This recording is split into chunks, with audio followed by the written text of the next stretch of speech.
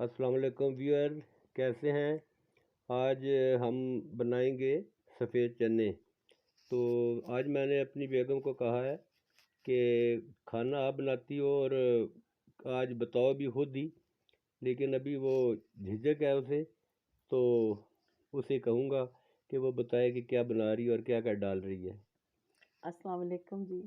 सब कैसे हैं आप लोग? ठीक ठाक हैं। आज मैं सफ़ेद चने बना रही हूँ। इनको मैंने रात को भिगो दिया था, तकरीबन आधा किलो है।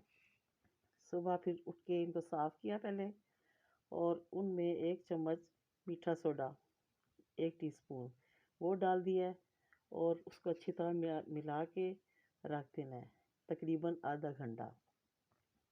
और उसके बाद फिर आपने क्या करना है, लहसुन, अदरक और क्या नाम है, प्याज। टमाटर और प्याज। प्याज। टमाटर ऑप्शनल है, डालना चाहे तो डालें, वरना रहने दें।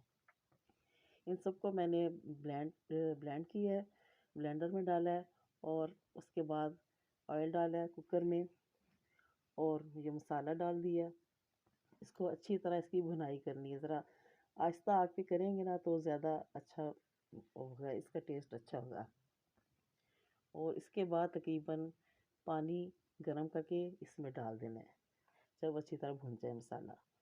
और उसके बाद जब पानी में उबाल आएगा, तो आप चने सारे अच्छी तरह धो के वॉश करके, जो सोडा लगा हुआ है मीठा, वो सारा साफ़ हो जाए। और इसको फिर चनों को आप कुकर में डाल दें, और कुकर आप बंद कर दें, और 15 मिनट तकरीबन इसको रखें।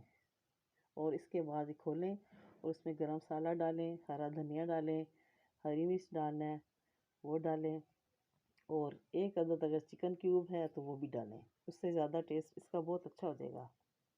तो लें जी, हमारे चने तैयार हैं। बहुत अच्छी खुशबू आ रही है। चलें जी, दुआओं में याद रखें। अल्लाह हाफिज़।